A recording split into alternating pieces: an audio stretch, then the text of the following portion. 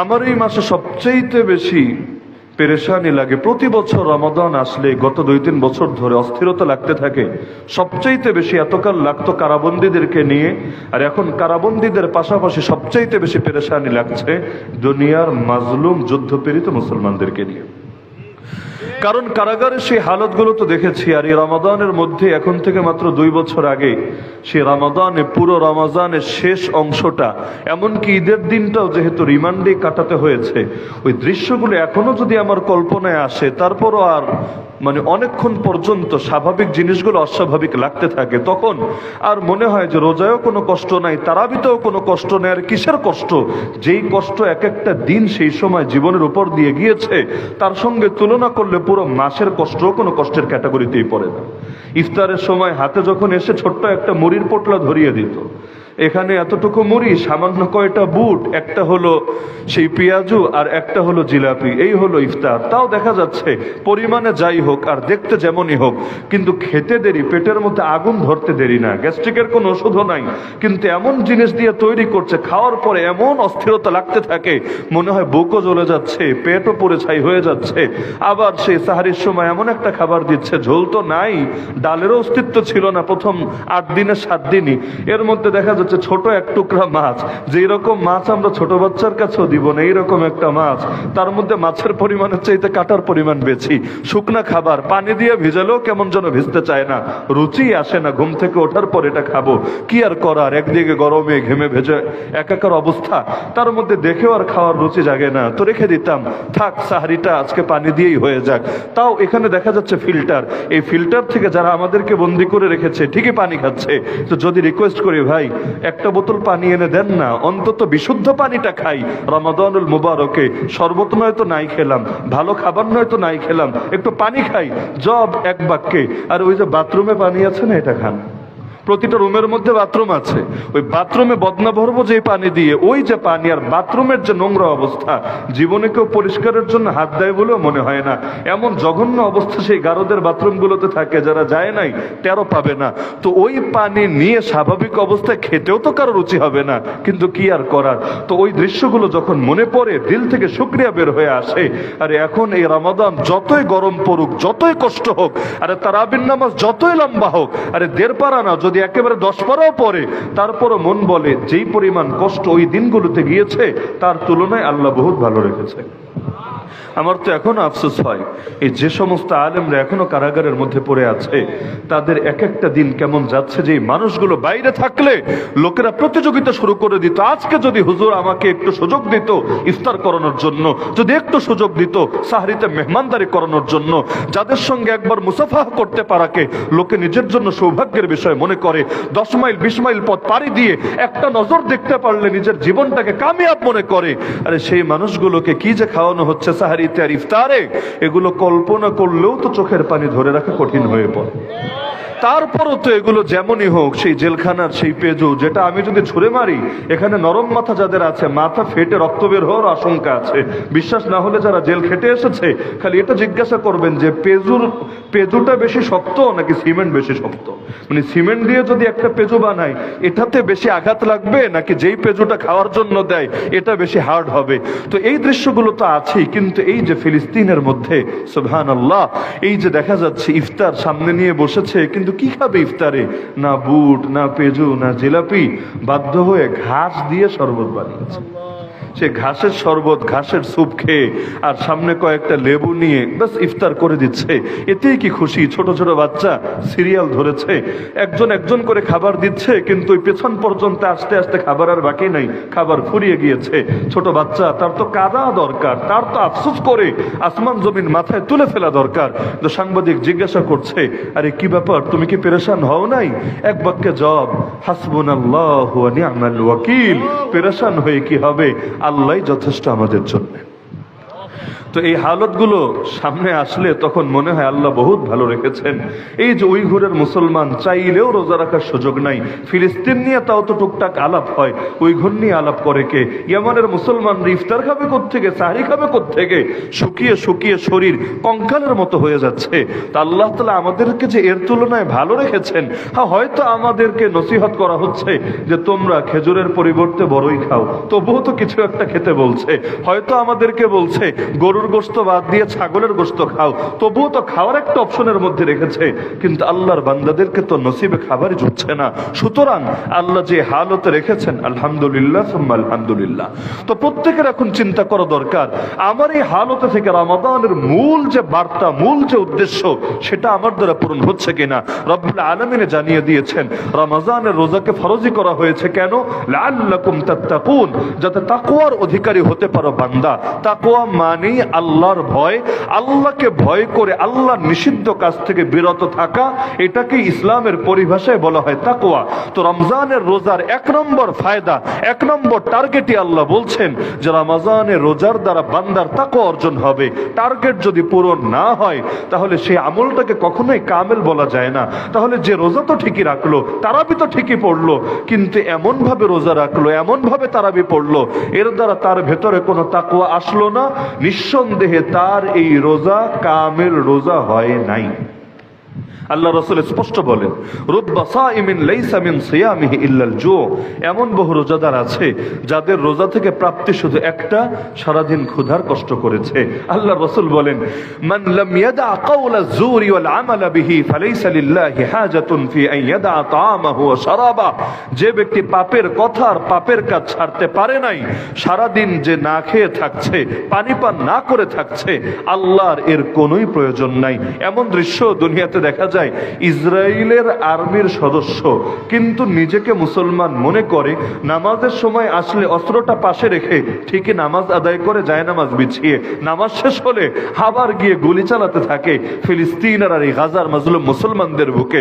নিজের ব্যাপারে তো ধারণা করে রেখেছে এই নামাজই তাকে এক লাফে পৌঁছে দেবে জান্নাতে, অথচ জানে না যে নিকৃষ্ট কাজ করছে ইসলামকে দমানোর জন্য, মুসলিম উম্মাহকে ধ্বংস করার জন্য, এই যে কাফেরদের সহযোগীর ভূমিকা পালন করছে, এর দ্বারা সে তার ঈমানটাকেই বরবাদির শেষ মাথায় পৌঁছে দিয়েছে।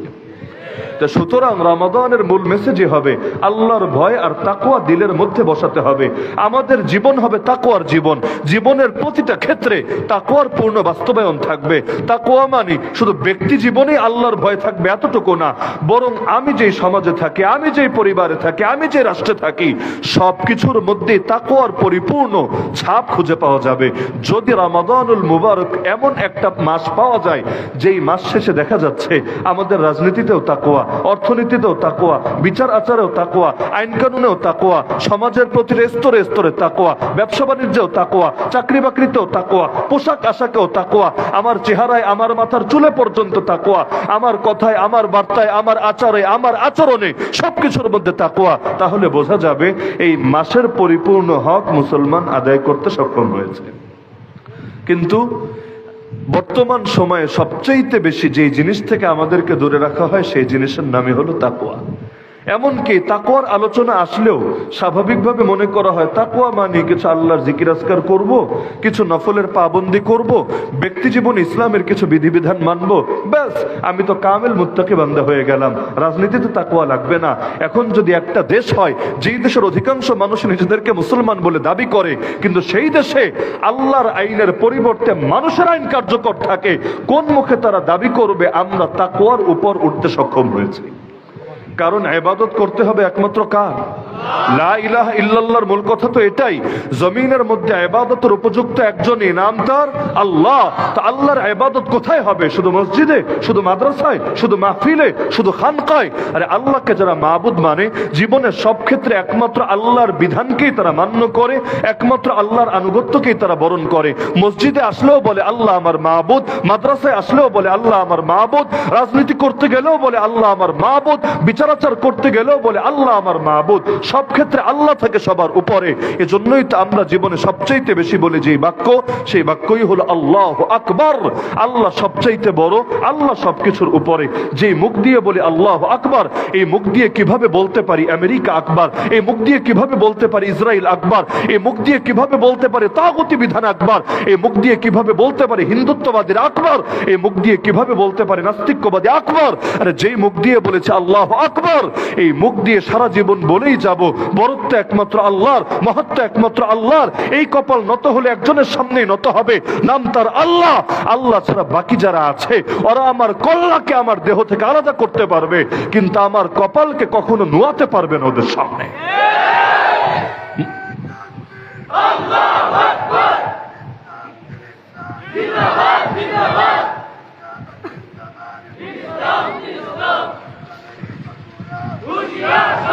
মুসলমান নিজের কল্লা দিতে পারে, কিন্তু নিজের কপালকে নত করতে পারে না আল্লাহ ছাড়া অন্য কারো সামনে। তো তাকওয়ার মূল কথাই তো হল আল্লাহর ভয়। তার মানে যার দিলে এখনো গায়রুল্লাহর ভয় রয়ে গেছে, সে এখনো মুত্তাকি হতে পারে নাই। উদাহরণ দিয়ে বলি, মনে করেন আমরা যারা গুনাহ করি না, এই শ্রেণীর মানুষও দুই ক্যাটাগরি। এক শ্রেণী হলো যারা আল্লাহর ভয়ে গুনাহ করে না, গুনাহ ছেড়ে দিয়েছে, দরজা জানালা লাগানো, মোবাইলে অনলাইনের কানেকশনও আছে, নেট আছে, সব আছে, সুযোগ আছে গুনাহ করার। আবার গুনাহ করার পর হিস্ট্রি যদি ডিলিট করে রাখে, পৃথিবীর কেউ জানবে না, কেউ সাক্ষী থাকবে না, তারপরও সে গুনাহ করছে না। কেন? কারণ আল্লাহ দেখছেন, আল্লাহ জানছেন, আল্লাহ লিখে রাখবেন। আল্লাহ তাআলা প্রতিটা নজরের খেয়ানতের জন্য কিয়ামতের দিন পাকড়াও করবেন। ইয়ালামু খাইনাতাল আয়ুনি ওয়া মা তুখফিস সুদূর। আর আরেকজন গুনাহ করছে না কেন? কারণ এখন যদি সে গুনাহ করে তাহলে কেউ জেনে যাবে, কারণ রুমের মধ্যে সিসিটিভি লাগানো, ক্যামেরা লাগানো আছে, অথবা তার বাবা তাকে ফলো করছে, অথবা তার পাশে 3 বছরের 5 বছরের ছোট একটা বাচ্চা ঘুমাচ্ছে। আর ও যদি ঘুম থেকে জেগে দেখে ও পাপ করছে, মোবাইলে খারাপ কিছু দেখছে, যদি অন্যদেরকে বলে দেয়, ওর মুখে চুনকালি লাগবে, মানুষকে খারাপ ভাববে। এই দুই লোকই গুনাহ থেকে বিরত থাকছে, কিন্তু একজন আল্লাহর ভয়ে আর একজন লোকে জেনে যাবে, পাছে লোকে কি না বলে এই ভয়ে। আমাকে বলেন দুইজনের মধ্যে মুত্তাকি কে? যে মানুষের ভয়ে গুনাহ ছেড়েছে সে মুত্তাকি, নাকি যে আল্লাহর ভয়ে গুনাহ ছেড়েছে সে মুত্তাকি? আমাদের অধিকাংশ মানুষের রূপ থাকে দুইটা, মানুষের সামনে এক রূপ আর দরজা জানালা লাগালে আর এক রূপ। কখনো দেখা যায় দরজা জানালা লাগালে পশুর রূপ বের হয়ে আসে, অথচ অন্যের সামনে গেলে ফেরেশতার মতো আচরণ করতে থাকে। তাহলে এই যে দুই সময়ে দুই রূপ, তার মানে কি? দিলের মধ্যে তাকওয়া নাই, তার কাছে মানুষের ব্যাপারে লজ্জাবোধ আছে, আল্লাহর ব্যাপারে তার অন্তরে কোনো লজ্জাবোধ নাই। আল্লাহ রাসূল একদিন সাহাবীদেরকে বললেন, ইস্তাহয়ু মিনাল্লাহি হাক্কাল হায়া। হে আমার সাহাবীরা, তোমরা আল্লাহর ব্যাপারে লজ্জাবোধ করো যেমন লজ্জাবোধ করা উচিত। সাহাবীরা বললেন, ইন্না লানাস্তাহি মিনাল্লাহি ইয়া রাসূলুল্লাহ আলহামদুলিল্লাহ। হে আল্লাহর রাসূল, আল্লাহ শুকরিয়া, আল্লাহর প্রশংসা, আমরা আল্লাহর ব্যাপারে লজ্জাবোধ করি। আল্লাহ রাসূল বললেন, লাইসা যালিক, তোমরা যেটা ভেবেছো সেটা না। ওয়ালাকিন্নাল ইস্তিহয়া মিনাল্লাহি হাক্কাল হায়া আন তাহফাজার রাস ওয়া মা ওয়া ওয়াল বাতন ওয়া মা হাওয়া ওয়া তাযকুরাল মাউত ওয়াল বিলা ওয়া মান আরাদাল আখিরাতা তারাকা জিনাতাদ দুনিয়া ওয়া আথারাল আখিরাতা আলাল উলা ফামান ফাআলা যালিকা ফাকাদ ইস্তাহয়া মিনাল্লাহি হাক্কাল হায়া। ওরে আমার সাহাবীরা, আল্লাহকে লজ্জা করার অর্থ হলো তুমি তোমার মাথা আর মাথা যেই অঙ্গগুলোকে ধারণ করে রেখেছে, অর্থাৎ চোখ, কান, মুখ, জিহ্বা, এই সব কিছুকে আল্লাহর নিষিদ্ধ জিনিস থেকে বিরত রাখবা। 2 নম্বরে, তুমি তোমার পেট এবং পেট যেই অঙ্গকে ধারণ করে রেখেছে, অর্থাৎ লজ্জাস্থানকে, আল্লাহর নিষিদ্ধ কাজ থেকে বিরত রাখবা। 3 নম্বরে, তুমি সর্বদা মৃত্যু আর মৃত্যু পরবর্তী হালতকে স্মরণ করবা। আর এগুলো ব্যাপারে পরিপূর্ণ লজ্জাবোধ করে। প্রসঙ্গক্রমে রাসূল এটাও বলে দিলেন, আরে যে আল্লাহকে স্মরণ করে, আখিরাতকে স্মরণ করে, সে দুনিয়ার উপর সর্বদা আখিরাতকে প্রাধান্য দিয়ে থাকে। قد أفلح من تزكى وذكر اسم ربه فصلى بل تؤثرون الحياة الدنيا والآخرة خير وأبقى। আল্লাহ বলছেন, বান্দা তোমরা তো দুনিয়ার জীবনকে প্রাধান্য দাও, অথচ আখিরাতে সর্বোত্তম, আখিরাতে চিরকাল বাকি থাকবে। আল্লাহ নবীকে আল্লাহ সান্ত্বনা দিলেন এটা বলে, হে রাসূল, অনেক মারছে, অনেক জুলুম করছে, পেরেশান করার কোনো কারণ নাই। মা ইউকালু লাকা ইল্লা মা ক্বাদ কিলা লির-রুসুলি মিন ক্বাবলিক। আপনাকে সেই গালিগুলোই দেওয়া হচ্ছে যেগুলো আপনার পূর্বের নবীদেরকেও দেওয়া হয়েছে। ওয়ালাকাদ কুযযিবাত রাসূলুম মিন ক্বাবলিক, আপনার পূর্বের রাসূলদেরকেও মিথ্যাবাদী বলা হয়েছে। ফাসাবারু আলা মা কুযযিবু, তারা এই কাজের উপর, এই যে লোকে মিথ্যাবাদী বলছে এর উপর সবর করেছে। ওয়া উযু, তাদেরকে বহু কষ্ট দেওয়া হয়েছে। হাত্তা আতাহুম নাসরুনা, একদিন তাদের কাছে আমার সাহায্য পৌঁছে গিয়েছে। সুতরাং আপনাকে নতুন কিছু করা হচ্ছে না, সুতরাং মন ভাঙবেন না। ওয়ালা সাউফা ইউতিকা রাব্বুকা ফাতারদা, আপনার রব আপনাকে এত দেওয়া, কারণ ইন্না মা'আল উসরি ইউসরা, আল্লাহ তাআলা কোরআনে জানিয়ে দিচ্ছেন প্রথমে আসবে কঠিনতা, বড় কঠিন পরিস্থিতি, কিন্তু সবর করলে এরপরে আসবে বড় সহজতা। কঠিনতা ছাড়া সহজতা আসবে না। ইযা ইশতাদ্দাত বিকাল বালওয়া ফাফাক্কির ফি আলাম নাশরা ফাউসরুম বাইনা ইউসরাইন ইযা ফাক্কারতাহু ফাফরা, যার কারণে আজকের এই দুর্যোগময় পরিস্থিতিতে এই যে চারদিক থেকে দেয়ালে পিঠ থেকে গেছে, পায়ের তলা থেকে যেন মাটি সরে গেছে। আরে শাহজালালের বাংলাদেশে নয়া গৌর গোবিন্দদের পদধ্বনি শোনা যাচ্ছে। এক জামানায় অতীতে এই গরুর জন্য আন্দোলন করতে হয়েছে, গরুর জন্য মানুষকে পর্যন্ত কোরবান করা হয়েছে। সেই বাংলাদেশ যেন নতুন করে আবার আমাদের সামনে আসছে। রাজা গৌর গোবিন্দর এক কর্মকর্তা ছিল, যার অনেক কাল পরে একটা ছেলে বাচ্চা জন্ম নিয়েছিল। খুশিতে ছেলের জন্মে এত খুশি হয়েছে, দুইটা খাসি আকিকা না করে খুশির আতিশয্যে একটা গরুই কোরবানি করেছে, আকিকা করেছে ওই বাচ্চার জন্মে খুশি হয়ে। আর তার ধারণা ছিল আমি সরকারি কর্মকর্তা, আমার এসে কে ধরবে, কারণ অন্যরা যদি ঝামেলা করে তারা গিয়ে ধরে, এখন তারা নিজেরাই কাজটা করেছে, কে এসে ধরবে। কিন্তু রাজার কাছে যখন এই সংবাদ পৌঁছলো, আরে রাজা গিয়ে তার বাচ্চাটারই জবাই করে দিয়ে আসে। এমনকি ইতিহাস তো বলে বাবা আদম শহীদ রহমতুল্লাহ আলাই, যার বাড়ি ছিল সেই তায়েফে, মক্কা মদিনা তায়েফে, নাম শোনে নাই এমন লোক তো এলাকায় থাকার কথা না। সেই তায়েফ থেকে বাংলাদেশে এসেছিলেন ইসলাম ধর্ম প্রচারের জন্য। এসে তার খানকা করেছিলেন ঢাকার বিক্রমপুরে, এখন যেটার নাম মুন্সিগঞ্জ। এই মুন্সিগঞ্জে প্রচুর পরিমাণ মানুষ তার মুরিদ হয়ে গিয়েছিল। এই বাংলাদেশের ইতিহাস বলতে গেলে শাহজালাল, শাহপরান, শাহ মাকদুম, খানজাহান আলীর নাম যেমন আসে, বাবা আদম শহীদের নামও আসে। এখন নামের সঙ্গে শহীদ যুক্ত হয়ে গেছে, কিন্তু কিভাবে শহীদ হয়েছে এটা অনেকে জানে না। ইতিহাসের বিভিন্ন ভিন্নতা আছে, কিন্তু ইতিহাসের কোন কোন বর্ণনা বলে যে এক সময় তিনি তার মুরিদদেরকে নিয়ে ভাবলেন যে বহু বছর ধরে আমরা গরু কোরবানি করি না, অন্যান্য পশু কোরবানি হয়, কারণ 6 ধরনের পশু কোরবানিকে আল্লাহ তাআলা বৈধ করেছেন। তো একবার ভাবলেন যে আমরা যেহেতু অনেক মানুষ এখানে আছি, আমরা গরু কোরবানি করি। কারণ আপনি খাসির গোশতও খেয়ে দেখেন, উটের গোশতও খেয়ে দেখেন, মহিষের গোশতও খেয়ে দেখেন, যেই টেস্ট আপনি গরুর গোশতের মধ্যে পাবেন এটা অন্য কিছুতেই পাওয়া সম্ভব না। আল্লাহ যে জিনিস হালাল করেছেন এমনি এমনি তো করেন নাই। কোরআন মাজিদের দ্বিতীয় সূরার নাম কি? সূরা বাকারা। এই বাকারা মানে ছাগল, এ বাকারা মানে মহিষ, এ বাকারা মানে উট, নাকি বাকারা মানে গরু গাভী? তাহলে বাকারা, আরে যেই নামে আল্লাহ সূরাই নাজিল করেছেন, যেখানে নবী মুসার গল্প আল্লাহ শুনিয়েছেন, ইন্নাল্লাহা ইয়ামুরুকুম আন তাযবাহু বাকারা, আল্লাহ তোমাদেরকে আদেশ দিচ্ছেন তোমরা গরু জবাই করবা। এমনকি সহিহ বুখারীতে হাদিস আছে, আমার রাসূল নিজে গরু কোরবানি করেছেন। আমার রাসূল যেমনি ভাবে উট কোরবানি করেছেন জীবনে বহুবার, অনেকে ভাবে গরু মনে হয় আরব দেশে কোরবানি হতো না, সারা জীবন খালি উঠে কোরবানি করেছেন। না, সই হাদিসে আছে আমার রাসূল সাল্লাল্লাহু আলাইহি ওয়াসাল্লাম তিনি গরুও জবাই করেছেন, গরুও কোরবানি করেছেন। সুতরাং আল্লাহ যা হালাল করেছেন চিরকাল তা হালালই থাকবে, আল্লাহ যা হারাম করেছেন চিরকাল তা হারামই থাকবে। আরে তোমার ভালো লাগলো কি লাগলো না এটা আমার দেখার বিষয় না। আল্লাহর বিধানের উপর কোনো কথা কোনোদিন মেনে নেওয়া যাবে না।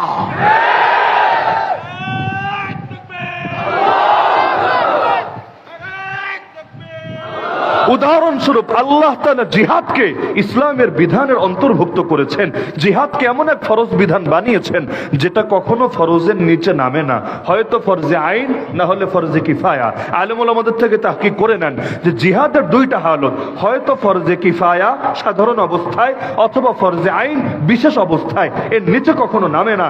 এখন কেউ যদি এসে বলে না না জিহাদ হারাম, এই আওয়াজ প্রথম তুলেছিল গোলাম আহমদ কাদিয়ানী। এই গোলামের বাচ্চা গোলামকে এই যে নবী হিসাবে দাঁড় করিয়েছে, এর আগে তাকে ঈসা হিসাবে দাঁড় করিয়েছে, তার আগে মাহদি হিসাবে দাঁড় করিয়েছে, তার আগে বড় পীর হিসাবে দাঁড় করিয়েছে। এই পীর দাবিও মূল না, মাহদি দাবিও মূল না, ঈসা দাবিও মূল না, কাদিয়ানী এই যে তাকে পরবর্তীতে নবী বানানো হলো এগুলো মূল না। এই সবগুলো হলো উপলক্ষ্য, মূল লক্ষ্য হলো জিহাদের বিরুদ্ধে ফতোয়া জারি করা। যার কারণে গোলামের বাচ্চা গোলাম নিজেই বলেছে, আমি দুনিয়াতে আসার পর থেকে জিহাদ নিষিদ্ধ হয়ে গিয়েছে। এমনকি হাদিস দিয়ে দলিল দিয়েছে যে ঈসা নবী আসার পর, দাজ্জাল ধ্বংস হওয়ার পর আর জিহাদ থাকবে না, যেহেতু আমি ঈসা, সুতরাং আমি আসার পর আর কোনো জিহাদ চলবে না। সুতরাং যারা ব্রিটিশের বিরুদ্ধে জিহাদ করে সবাই নাকি জঙ্গি। এই যে গালিগালাজ এই প্রথম শুরু করেছে সে, আর সে নতুন করে মানুষকে উদ্বুদ্ধ করেছে, হ্যাঁ এখন যদি জিহাদ করতে চাও তাহলে ময়দানের যুদ্ধকে ছেড়ে দাও, এখন জিহাদ হবে মনে মনে। এই যেমন এখন সবকিছু মনে মনে হচ্ছে না, ট্রান্সজেন্ডার এটা কি মনে মনে, তার মানে বাইরে পুরুষ কিন্তু মনে মনে মহিলা। এইটাও প্রথম চালু করেছে গোলামের বাচ্চা গোলাম আহমদ কাদিয়ানি।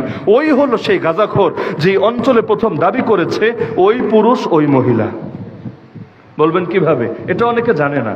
এই ট্রান্সজেন্ডার আন্দোলনের সূচনাকারী এই ব্রাকরাও না, অথবা এই পশ্চিমা বিশ্বের আজকালকার নতুন লোকেরাও না, ওদের আধ্যাত্মিক প্রাণ পুরুষ, আধ্যাত্মিক নেতা থাকে না, ওদের আধ্যাত্মিক নেতা হলো গোলাম আহমদ কাদিয়ানি। হয়তো ওরা নিজেরাও জানে না কিভাবে, কারণ গোলাম আহমদ কাদিয়ানি এত বিপরীত দাবি করেছে, সবগুলো এক জায়গায় নিয়ে তো একসাথে প্রয়োগ করা সম্ভব না। এক লোক যদি বলে, আরে আমি বাংলাদেশেরও প্রেসিডেন্ট, আমেরিকারও প্রেসিডেন্ট, কানাডারও প্রেসিডেন্ট, আরে কিভাবে সম্ভব ভাই? এটা হলে ওটা না, ওটা হলে ওটা না। কিন্তু এত বিপরীত দাবি করেছে, একটার সঙ্গে আরেকটাকে মিল দেওয়া যায় না। যেমন সে নিজেকে দাবি করেছে সে ঈসা, এবং তার অনুসারীরা আজকেও বলে যে কাদিয়ানি হলো মাসীহে মাউদ আলাইহিস সালাম, প্রতিশ্রুত মাসীহ, প্রতিশ্রুত ঈসা, নাউযুবিল্লাহ মিন যালিক। তো এই যে সে নিজেকে ঈসা দাবি করলো, অথচ আমরা সকলে জানি ঈসা নবীর বাপ নাই। ঈসা নবীর বাপের নাম কি? একজন দাঁড়িয়ে বলেন যে তার বাপের নাম, এটা সম্ভব না। এজন্য ঈসা বিন মারিয়াম বলি, মারিয়ামের পুত্র ঈসা, অথচ মারিয়াম তো মা। এখন বিনের পরে তো মায়ের নাম বলে না, বাপের নাম বলে। যেমন ধরেন আমাদের ভাই আরিফ বিন হাবিব, এখন হাবিব কার নাম? তার বাবার নাম। তো সব ক্ষেত্রে মানুষ কার নামটা উল্লেখ করে? বিনের পরে বাপের নাম, কারণ বাপের নামেই মানুষ পরিচিত হয়ে থাকে। বংশ মায়ের থেকে আসে না, বংশ বাপের থেকে আসে। কিন্তু ঈসা বিন মারিয়াম, এই মারিয়াম কি বাপের নাম? মারিয়াম মায়ের নাম। কেন? কারণ দুনিয়াতে তার কোনো বাপ নাই। কারণ আল্লাহ তাআলা কোনো পুরুষের সংস্পর্শ ছাড়াই কুমারী মারিয়ামের গর্ভে জিবরিল আমিনের দ্বারা পৌঁছিয়েছিলেন কাকে? নবী ঈসা আলাইহিস সালামকে। কিন্তু গোলাম আহমদ কাদিয়ানির বাপ আছে না? আছে কি না? আছে। গোটা দুনিয়া জানে যে তার একটা বাপ আছে। এখন যদি বলে আমার বাপ নাই, তাহলে লোকে বলবে কি রে, তাহলে তোর মায়ের লগে এতকাল থাকলো কেমনে একসাথে? ঝামেলা হবে না কি হবে না? যদি বলে বাপ নাই, তার মানে ওর বাপে ওরও জন্ম দেয় নাই, এর আগে বাতাসেও হয়ে গেছে, ওর মায়ের পেটে বাতাসে ঢুকে গিয়েছে আর এমনি বের হয়ে চলে এসেছে। তো লোকে বলবে ঠিক আছে বুঝলাম, তুমি বাতাসে হয়েছো, তুমি গোলাম আহমদ কাদিয়ানি বিন বাতাস, এটা মানলাম। কিন্তু এই যে তোমার মায়ের সঙ্গে এতকাল এক বিছানায় শয়ন করলো, এই লোকটা তাহলে কে? আর তোমার মায়ের চরিত্র যদি খারাপ হয়, তো বেশ্যা নারীর থেকে কোনো নবী যে বের হবে না, এটা তো বোঝাই যায়। তো এখন ঝামেলার ব্যাপার। এখন তো নিজের মায়ের মারিয়াম বানাতে পারে না, আবার নিজেকে তো ঈসা বানাতে হবে। এখন দুইটা সমন্বয় কি? হঠাৎ করে সে দাবি করলো যে সে মেয়ে হয়ে গিয়েছে, এবং সে নিজে লিখেছে আমি বহু মাস পর্যন্ত পর্দা করেছি, হেরেমের ভেতর থেকেছি, মাহরাম গাইরে মাহরাম সব মেনটেন করে চলেছি। এবং সে নিজে লিখেছে এই সময়ে তার মাসিকও হয়েছে। কোন রাস্তা দিয়ে হয়েছে, কিভাবে হয়েছে, এটা আমি জানি না। এটা কখনো গোলাম আহমদ কাদিয়ানির সঙ্গে কিয়ামতের ময়দানে দেখা হলে জিজ্ঞাসা করেন, তোর যে মাসিক হয়েছে, এই মাসিকটা তোর কিভাবে হয়েছে রে পাগলা? এটা ওর থেকে জেনে নিন, আমার কাছে জানা নাই। কিন্তু সে নিজেই দাবি করেছে তার মাসিকও হয়েছে। এরপর সে বলছে হঠাৎ করে রব্বুল আলামিন তারে প্রেগনেন্ট বানিয়ে দিয়েছে। তবে এটা আবার বলেছে সে রূপক ভাবে, মানে সে বলছে রূপক ভাবে আল্লাহ আমাকে প্রেগনেন্ট বানিয়েছে, হাকিকি ভাবে না। বলবেন হাকিকি কি আর রূপক কি? যেমন আমি যদি আপনাকে বলি আপনি সিংহ, যেমন বাংলাদেশের খেলোয়াড়দেরকে বলে টাইগার। এখন এই টাইগার যদি হয় তো ল্যাজ কোথায়? ল্যাজ কি প্যান্টের মধ্যে? না, এটা তো সম্ভব না, তাদের ল্যাজ নাই। তাহলে টাইগার কোন অর্থে? বাস্তবিক অর্থে না রূপক অর্থে? কারণ টাইগার হলে তো চিড়িয়াখানায় থাকবে, না হলে সুন্দরবনে থাকবে, এরা ঢাকা শহরে আবার থাকে কিভাবে? তার মানে হাকিকি অর্থে, মূল অর্থে টাইগার না, বরং রূপক অর্থে। রূপক অর্থ কি? টাইগারের মতো সাহসী, টাইগারের মতো তেজি ইত্যাদি অর্থে। তো এখন সে বলল রূপক ভাবে রব তারে প্রেগনেন্ট বানিয়েছে। কেন? কারণ যদি বলে হাকিকি ভাবে বানিয়েছে, লোকে তো খুঁজবে পেট যে তোমার ফুলেছে, কে তাহলে খ্যাপটা মেরেছে। বহুত বড় চিন্তার বিষয়। তাহলে ওর আবার ইজ্জত নিয়ে বিভিন্ন ঝামেলা হবে, তখন লোকে বলবে ধর্ষিত গোলাম আহমদ কাদিয়ানি। তো এখন রেইপের অভিযোগ থেকে নিজেকে বাঁচানোর জন্য বলল যে আল্লাহ তাকে নাকি রূপকভাবে প্রেগনেন্ট বানিয়েছে। এরপর 10 মাস অতিবাহিত হওয়ার পর আল্লাহ নাকি তারই আবার, মানে সেই ছিল এতদিন মারিয়াম, তাকেই আবার আল্লাহ লিঙ্গ পরিবর্তন করে ঈসা বানিয়ে দিয়েছে। তাহলে কি পরিমাণ গাঁজাখুরি কথাবার্তা। আর এটাই তো ট্রান্সজেন্ডার আন্দোলনের সূচনা। এই আজকে যারা বাংলাদেশে ট্রান্সজেন্ডার আন্দোলন শুরু করেছে, ওদের সকলের গোলাম আহমদ কাদিয়ানীকে পীর মানা দরকার। কারণ এতকাল পরে ওরা যেটা বুঝেছে, এই গোলামের ঘরে গোলাম এখন থেকে আরো 100 বছরের অধিক সময় আগে সেটা বুঝে এসেছে। তো এখন যদি বক্তব্য কি হয়, তাহলে কৃতিত্ব স্বীকার করা দরকার না। যেমন বেগম রোকেয়ার কৃতিত্ব স্বীকার করে নারীবাদীরা, কারণ বহুকাল আগে ওদেরকে পথ দেখিয়েছে। নাস্তিকরা সে আরজালি মাতব্বরের ক্রেডিট দেয়, কারণ সে বহুকাল আগ থেকেই তাদের কথা বলেছে। তো আজকে ট্রান্সজেন্ডার আন্দোলন যারা করছে, ওদেরও তো ক্রেডিট দেওয়া দরকার, আকাবির মানা দরকার গোলাম আহমদ কাদিয়ানীকে, কারণ সেই মূলত আন্দোলন এই দেশে শুরু করেছে। তো এখন যে প্রসঙ্গে বলছিলাম যে ঈসা হো মূল না, মাহদি হো মূল না, নবী হো মূল না, মূল হলো জিহাদের বিরুদ্ধে ফতোয়াবাজি করা। তো জিহাদকে আল্লাহ করেছেন হালাল। এখন এক গোলাম না, হাজার হাজার গোলামের বাচ্চা গোলাম দাঁড়িয়ে যদি বলে জিহাদ হলো হারাম, অথচ আল্লাহ বলেছেন খালি হালাল না বরং ফরজ, কুতিবা আলাইকুমুল কিতাল ওয়া হুয়া কুরহুল লাকুম। আপনি কারটা মানবেন, আল্লাহরটা নাকি মানুষেরটা? আল্লাহ যা বলেন সেটাই চূড়ান্ত, আল্লাহর কথার উপর কোনো কথা চলে না। শুধুমাত্র এই কারণে আবু জাহাল আবু লাহাবরা হক চেনার পর হক মানে নাই। কেন? কারণ যদি তারা রাসূলের নামে কালেমা পড়েই ফেলে, তাহলে সার্বভৌমত্ব আর তাদের হাতে থাকবে না, তাদের আর ক্ষমতা নেতাগিরি চলবে না। আল্লাহ যদি বলেন চোরের সাজা হাত কাটা, ব্যাস হাত কেটে দেওয়া হবে। আবু জাহাল যদি বলে না 6 মাসের জেল, 1 বছরের জেল, আবু জাহালের কথাকে 2 পয়সাও দাম দেওয়া হবে না। কারণ আল্লাহর বিধান আসার পরে দুনিয়ার কারো বিধানকে 1 পয়সা দামও দেওয়া যায় না। তাহলে তাকওয়া জীবনের সব ক্ষেত্রে তো থাকা লাগবে। আল্লাহর ভয় যদি থাকে, এই যে বাংলাদেশে এত দুর্নীতি, এত নৈরাজ্য, এত বিশৃঙ্খলা, যতই আইন করেন, যতই পুলিশ বাহিনীর সদস্য বাড়ান, যতই মামলা করেন, আরে মামলার জটের কারণে এখন এক একটা মামলা নিরসন করতে করতে বাদী বিবাদী কখনো কবরে পৌঁছে যায়। কবরে যাওয়ার পর শোনে থুক্কু ভুল হয়েছে, এই মামলাটাই এভাবে সংশোধনী দেওয়া হবে। মাঝে মধ্যে দেখা যায় বুড়া হয়েছে জেল খাটতে খাটতে। আমরা তো চোখের সামনে দেখেছি যাদের টাকা পয়সা নাই, ফ্যামিলিও মামলা চালাতে অক্ষম, এমন বহুত লোক আছে। আলেমদের মধ্যেও কেউ কেউ আছে, এই সেলিব্রিটি আর পাবলিক ফিগার আলেম ছাড়া কারো নামও তো মুখে আনি না, অথচ এমন ডজন ডজন আলেম এই কারাগারে পড়ে আছে যাদের মামলা নিয়ে কেউ কথা বলে না, কেউ তদবির করে না, অথচ তারা এমনি নিরাপরাধ ভাবে পড়ে আছে। হয়তো 10 বছর পর, 20 বছর পর বিচারক বলবে তোমাকে বেকসুর খালাস দেওয়া হলো। বেকসুর মানে কি? কোনো পাপ নাই, কোনো অপরাধ নাই, কোনো অপরাধ নাই, তুমি নিষ্পাপ, তোমাকে খালাস দেওয়া হলো। খালাস তো দিবে, জীবনের যে দিনগুলো হারিয়ে গিয়েছে সেটা তো আর ফিরিয়ে দিতে পারবে না। আমাদের মামলার রায় হয় নাই, 1 বছর খাটা শেষ। আমার মামলার কেস পার্টনার যারা ছিল, ধরেন মাহমুদ হাসান গনবী, আরে প্রায় 3 বছর খাটা শেষ, 3 বছর পর বের হয়েছে, এখনো কিন্তু রায় হয় নাই। আগামীতে যখন এই মামলা বিচারাধীন হবে, মাত্র চার্জশিট হয়েছে, নতুন করে শুনানি শুরু হবে, এরপর দীর্ঘ প্রসেস শেষে 5 বছর পর হোক আর 10 বছর পর হোক, সেই সময় যখন গিয়ে জানানো হবে, তর্কের খাতিরে ধরেন উদাহরণস্বরূপ জানানো হলো যে আপনারা বেকসুর খালাস, আপনাদেরকে একেবারে খালাস দিয়ে দেওয়া হলো। এই খালাস দিলেই কি আর আলাস দিলেই কি? যা খাটার তো খাটা হয়ে গিয়েছে। এমন মামলাও আছে সাজা দিলে তার সাজা হবে মাত্র 6 মাসের জেল, ইতিমধ্যে তার 5 বছর জেল খাটা শেষ হয়ে গিয়েছে। তো অদ্ভুত এক ব্যাপার চলছে এভাবে, অথচ এভাবে কখনোই সমাধান হয় না। আরে অপরাধীর অপরাধকে দমন করতে চাইলেও মূল উসুল হলো তাকওয়া, আল্লাহর ভয় ঢোকা মানুষের দিলে। শুধু পুলিশ বাহিনী দিয়ে কোনো দেশের মধ্যেই আইন শৃঙ্খলা নিয়ন্ত্রণ করা যায় না, বরং আল্লাহ রাসূল বলেছেন কিয়ামতের একটা আলামত হলো পুলিশ বেড়ে যাবে। আমি বলি নাই, আল্লাহ রাসূল বলেছেন কিয়ামতের একটা আলামত হলো কি বাড়বে? কি বাড়বে? পুলিশ বাড়বে। কেন? পুলিশ বাড়ানো লাগে কখন? দেশে অপরাধ কমলে না অপরাধ বাড়লে? অপরাধ এত বাড়া বেড়েছে যে এই কয়জন আছে এদেরকে দিয়ে নিয়ন্ত্রণ করা যাচ্ছে না, তখনই তো পুলিশ বাড়ানো লাগে। তো অপরাধ বাড়বে কেন? দিলে আল্লাহর ভয় থাকার কারণে। সবার দিলে আল্লাহর ভয়, কারণে অপরাধ বাড়বে। এই রমাদান যেই মাস আল্লাহ দিয়েছিলেন তার ভয় হাসিলের জন্য।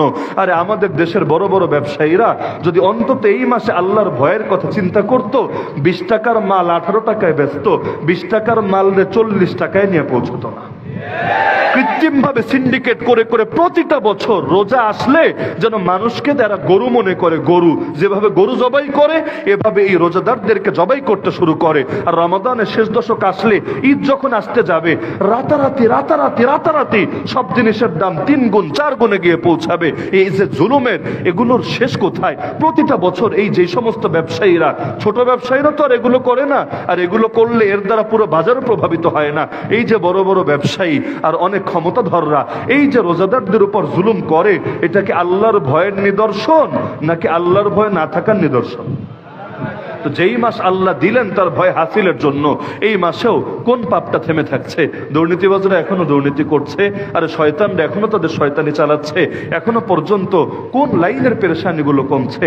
অন্তত যদি এটা চিন্তা করত, রমজান মাসে এই হুজুরগুলোরে জেলে না রাখি, সারা বছর যা করি না করি, অন্তত রমজানে ছাড়লে, রমজান তো আর মাহফিলের মৌসুম না, এটা শীতকাল না যে এখন গিয়ে তারা দেশটারে গরম করে ফেলবে না। অন্তত রমজানে তার ইফতারটা করুক বাহিরে। যদি মনে চায় যে না আবার রমজানের পর ঢুকাবো, তাও অন্তত প্যারোনো মুক্তি দাও, অন্তত ঈদটা ফ্যামিলির সাথে করতে দাও, অন্তত তারাবিটা বাসায় একটু সুন্দরভাবে এলাকার মসজিদ একটু এসির ভেতর থেকে পড়তে দাও। এতটুকু বিবেক যদি থাকতো, তবুও তো এই দেশের দৃশ্যটা আর একটু ভিন্ন রকম হতো। মানুষ হুজুরদের কাছে যেত দোয়া নেওয়ার জন্য। আমরা ছোটবেলায় দেখেছি এলাকার মাস্তান যারা, তারা পর্যন্ত সামনে হুজুর দেখলে সিগারেট খেতে থাকলেও হাত থেকে ফেলে দিয়ে পায়ের তলায় পিষে ফেলতো, যাতে করে হুজুরের সামনে সিগারেট না খাওয়া হয়। এমনকি সালামটা পর্যন্ত দিতে মিস করতো না। চিন্তা করতো এলাকায় আকাম কুকাম যাই করি, হুজুরের বদদোয়া খাওয়া যাবে না, হুজুরের বদদোয়া যদি খাই জীবনই আর আস্ত থাকবে না।